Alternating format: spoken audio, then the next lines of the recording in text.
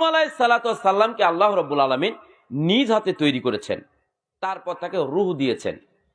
আদম আলাইহিসসালামকে তৈরি করার পর আল্লাহ রাব্বুল আলামিন তাকে রূহ দিলেন। কিভাবে রূহ দিলেন? নাক দিয়ে। নাক দিয়ে যখন রূহ দিলেন, তখন আদম আলাইহিসসালাম জোরে করে একটা হাসি দিলেন। তো হাসি দেওয়ার পরে আল্লাহ তাআলা বললেন, তুমি আলহামদুলিল্লাহ বলো।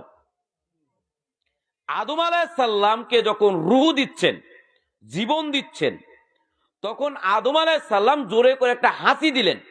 আল্লাহ রাব্বুল আলামিন বললেন, আদম তুমি আলহামদুলিল্লাহ বলো। আদম আলাইহিসসালাম বলেন, আলহামদুলিল্লাহ। কেন? কারণ তোমার এই হাসির সাথে তোমার রূহটা বেরিয়ে যেতে পারত। তুমি যে হাসি দিয়েছো, তোমার এই হাসির সাথে এই রূহটা বের হয়ে যেতে পারতো। কিন্তু তুমি আল্লাহ শুকরিয়া আদায় করো, আল্লাহ তোমার শুকরিয়া যে আমার রূহটা বের হয়ে যায়নি। সুবহানাল্লাহ। আমরা সেটাও তো বলি না। তো আদম আলাইহিসসালামকে আল্লাহ তৈরি করেছে।